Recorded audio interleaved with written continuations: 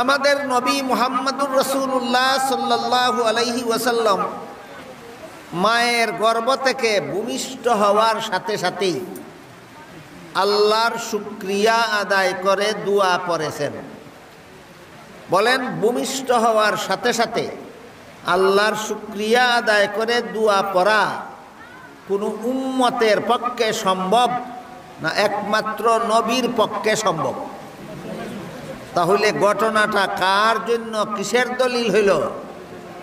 নবীর জন্য, নবুয়তের দলিল হইল। বলুন এবার, ঘটনাটা কার জন্য, কিসের দলিল? নবীর জন্য, নবুয়তের দলিল। 2 নম্বর ঘটনা, আমাদের নবী কুলের শিশু থাকাকালেও উলঙ্গ হইছেন না। কুলের শিশু থাকাকালে উলঙ্গ না কাপড় পরা, এটা বোঝার মতো যোগ্যতাই তো সাধারণ মানুষের হয় না। কিন্তু আমাদের নবী কুলের শিশু থাকাকালেও উলঙ্গ হইছেন না। এটা কার জন্য, কিসের দলিল? ঘটনাটা নবীর জন্য, নবুয়তের দলিল। 3 নম্বর ঘটনা, আমাদের নবী মুহাম্মদুর রাসূলুল্লাহ সাল্লাল্লাহু আলাইহি ওয়াসাল্লাম মা আমেনার গর্ভ থেকে ভূমিষ্ঠ হয়েছিলেন আর দুধ পান করাইছিলেন দুধ মা হালিমা সাদিয়া রাদিয়াল্লাহু আনহা। ঘটনাটা বোঝার জন্য মনে রাখুন, আমাদের নবীর গর্ভধারিণী মা একজন আর দুধ পানকারিণী মা, দুধ মা আর একজন। যে মায়ের গর্ভ থেকে জন্ম হয়েছেন সেই মায়ের নাম ছিল আমিনা, আর যিনি দুধ পান করাইছিলেন তার নাম ছিল হালিমা। বলুন তো, হালিমা আমেনার ছেলেকে দুধ পান করাইতে পারতেন নিজের কোনো সন্তান না হইলে? যার কোনো সন্তান জন্ম হয়েছে না, সে পারে কোনো সন্তানকে দুধ পান করাইতে? না। হালিমার নিজেরও এক দুধ পানকারী ছেলে ছিল, এই জন্য হালিমা নিজের ছেলেকেও দুধ পান করাইতেন, আমিনার ছেলেকেও দুধ পান করাইতেন। তাহলে হালিমার দুধ পানকারী শিশু কজন হইলেন এখন? 2 জন। এই জন্য আমাদের নবী শিশু মুহাম্মদ সাল্লাল্লাহু আলাইহি ওয়াসাল্লাম হালিমার 1 স্তনের দুধ নিজে পান করতেন, আর 1 স্তনের দুধ তার দুধ ভাইয়ের জন্য রেখে দিতেন। কুলের শিশু থাকাকালে এত বড় ইনসাফ দুনিয়ার কোনো মানুষের পক্ষে সম্ভব নয়, একমাত্র নবীর পক্ষে সম্ভব ছিল। বুঝে থাকলে বলুন তো, ঘটনাটা কার জন্য, কিসের দলিল? নবীর জন্য, নবুয়তের দলিল। কটা ঘটনা কইলাম? 3টা। 4 নম্বর ঘটনা, আমাদের নবীর 4 বছর বয়সে জিবরিল ফিরিস্তা আসলেন, নবীকে চিৎ করাইয়া মাটিতে শোয়াইলেন, বুক কাটলেন, ভিতরের অঙ্গ প্রত্যঙ্গ বাইর করিয়া ধুইলেন, ধুইয়া আবার ভিতরে ঢুকাইয়া কাটা জোড়া লাগাইয়া দিলেন। কাটতে নবীর কষ্ট হইল না, জোড়া লাগাইতে সিলাইয়েরও দরকার হইল না, ঔষধেরও দরকার হইল না, লম্বা সময়েরও দরকার হইল না, সাথে সাথে জোড়া লেগে গেল। বলেন, এমন ঘটনা নবী ছাড়া আর কারো জীবনে সম্ভব? তাইলে ঘটনাটা কার জন্য, কিসের দলিল? হ্যাঁ, ঘটনা নবীর জন্য, নবুয়তের দলিল। এটা কত নম্বর ঘটনা? 4 নম্বর ঘটনা। 5 নম্বর ঘটনা, আমাদের নবীর শরীরের গাম মুবারকে মেশকে আম্বরের মতো সুগন্ধ হইত। নবীর শরীরের গামের মধ্যে মেশকে আম্বরের মতো সুগন্ধ হইত। এই জন্য নবী কোন রাস্তা দিয়া গেলেন, যদি বৃষ্টি না পড়ে, তাহলে বৃষ্টি না পড়লে আপনাদের ছাতিগুলি বন্ধ করে নিতে পারেন, নামাইয়া নিতে পারেন। কষ্ট তো করছেন, এই যথেষ্ট। আপনাদের কষ্ট কি আল্লাহ দেখেন নাই? তাহলে কষ্টের কি আল্লাহ পুরস্কার দিবেন না? অবশ্যই, অবশ্যই। আল্লাহ পাক রব্বুল আলামিনের দরবারে যারা সামান্য কষ্ট করে এদেরকে আল্লাহ বিরাট পুরস্কার দান করেন।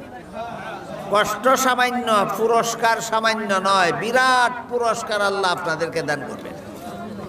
আমি দোয়া করি আপনারা যেহেতু রহমতুল্লিল আলামিন নবীর জীবন ইতিহাস বোঝার জন্য বৃষ্টিয়ে বিজার মতো কিছুটা কষ্ট করেছেন, এর বিনিময়ে আল্লাহ যেন আপনাদেরকে কাল হাসরের মাঠে আল্লাহর আরশের ছায়ার নিচে যেন সবাইকে ছায়া দান করে। যারা দাঁড়ানো আছেন ও সামনে যে কয়েকজন বসেছেন তাদের মতো আর একটু কষ্ট স্বীকার করে বসে পড়তে পারেন কিনা চেষ্টা করে দেখুন। সামনে যারা আছেন তারা বসে পড়লে যারা পিছনে আছেন তারা দেখতে সুবিধা হবে। যারা সামনে আছেন তারা আস্তে আস্তে বসে পড়ার চেষ্টা করুন, যেন পিছনে যে ভাইয়েরা আছেন তারা সহজে দেখার সুযোগ লাভ করতে পারে।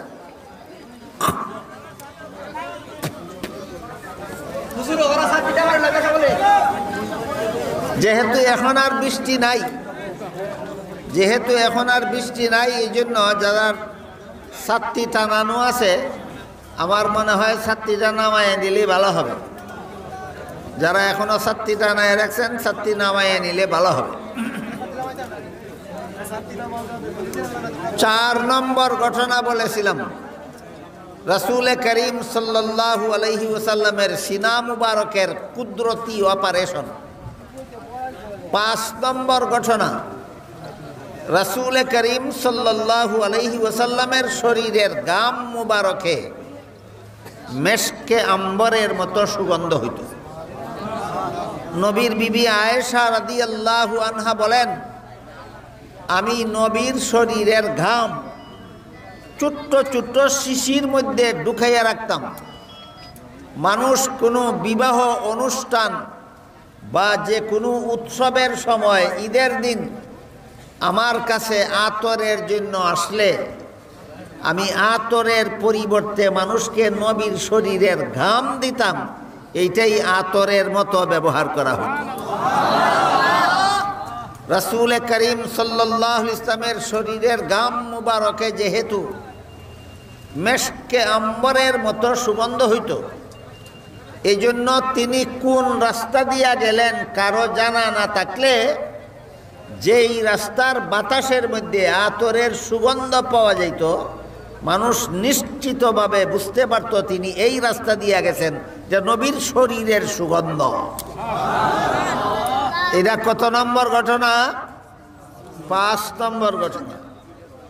6 নম্বর ঘটনা কিসের ঘটনা? নবীর জন্য নবুয়তের দলিল।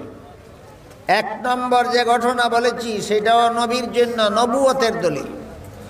2 নম্বর যে ঘটনা বলেছি সেইটাও নবীর জন্য নবুয়তের দলিল।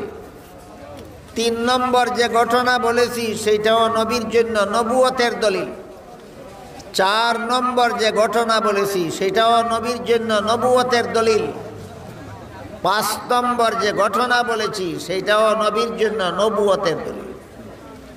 6 নম্বর ঘটনা, নবী যদি খোলা ময়দানে চলাফেরা করতেন, এতে যদি রোদের কারণে নবীর শরীর মুবারকে কষ্ট হইত, তাহলে আকাশের মেঘ নবীর মাথার উপর ছায়া দিয়া দিয়া নবীর সাথে সাথে যাইত।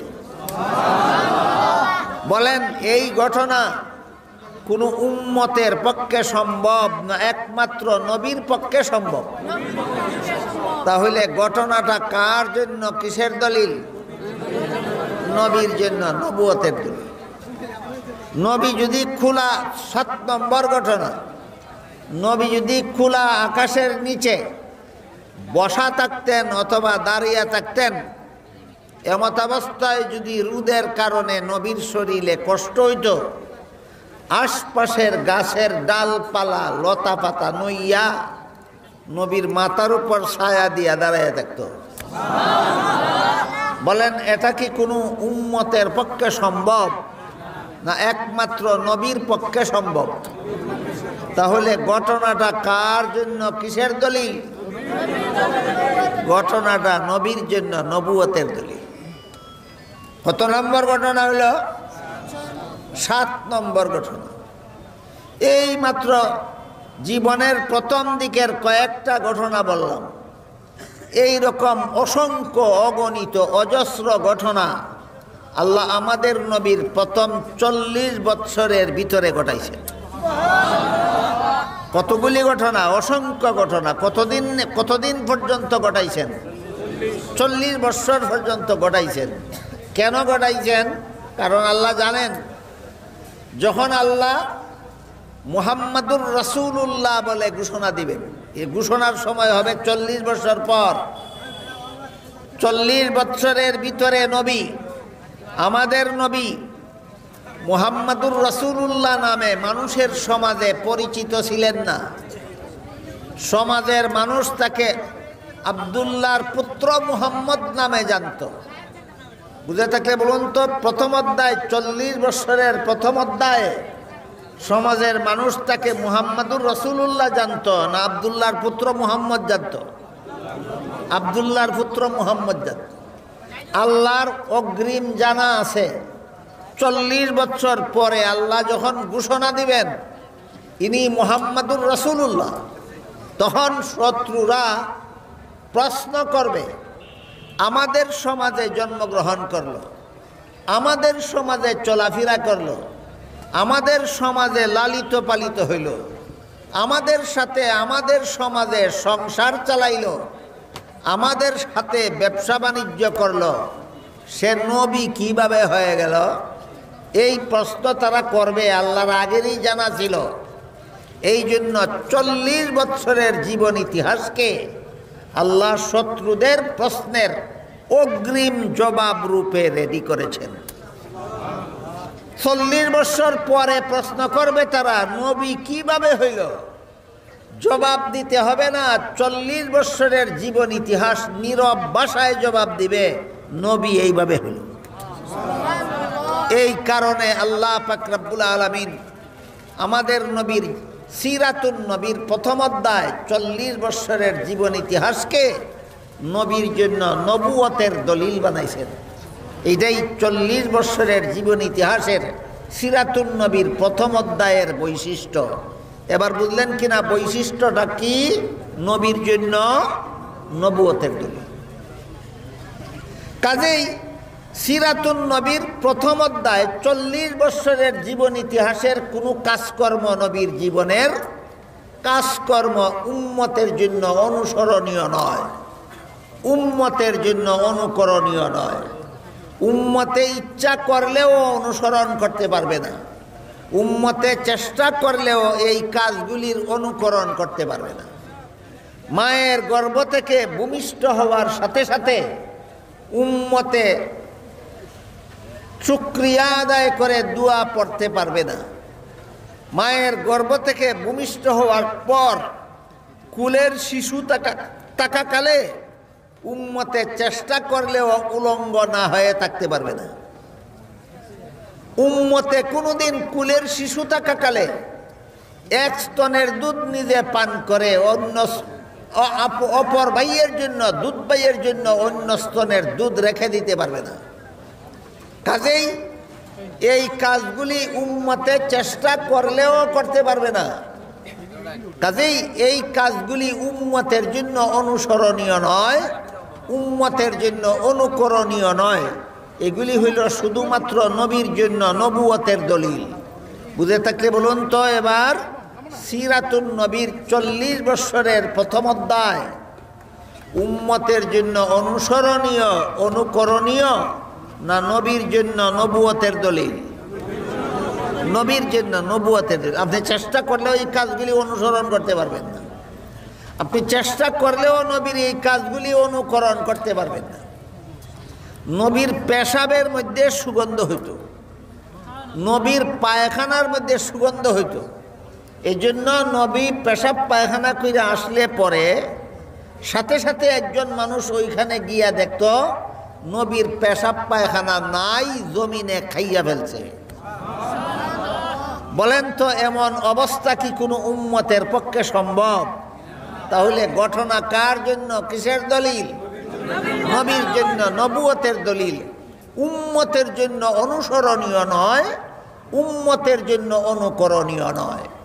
কাজেই সিরাতুন নবীর কোন অংশ উম্মতের জন্য অনুসরণীয়, উম্মতের জন্য অনুকরণীয়, আর কোন অংশ উম্মতের জন্য অনুসরণীয় নয়, অনুকরণীয় নয়, এটা না বুঝার কারণে বর্তমান সমাজের অনেক মুসলমান নবীর যে জীবনের যে অংশ আমাদের জন্য অনুসরণীয়, অনুকরণীয়, সেই অংশেরও অনুসরণ করতে চায় না, অনুকরণ করতে চায় না। আবার কেউ কেউ যে অংশ অনুসরণীয় নয়, অনুকরণীয় নয়, সেটারও অনুসরণ করতে চায়, অনুকরণ করতে চায়। এমন উল্টাপাল্টা আচরণ বর্তমান সমাজে নবীর উম্মতের মধ্যে কেন পাওয়া যায়? তার কারণ এরা জানে না যে নবীর জীবনের কোন অংশ আমার পালন করতে হবে আর কোন অংশ আমার পালন করার মতো নয়।